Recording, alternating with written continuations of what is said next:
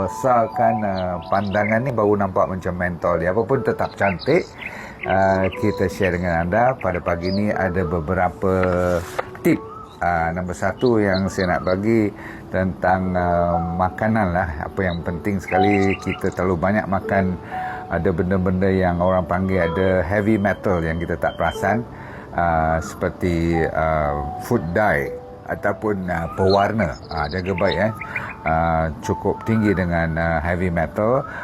Selain pada pengawet dia, perasa dan sebagainya, tapi food dye itu yang paling utama kita kena jaga.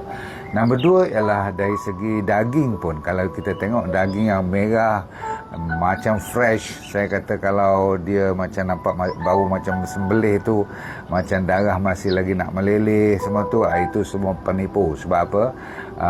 Kecuali kalau you tunggu dia sembelih sebelah you lah kan. Tetapi selalunya kalau yang diimport, terutama sekali dia kata daripada Australia lah, daripada New Zealand semua-semua tu, ataupun daripada India semua tu, mana boleh merah lagi dah.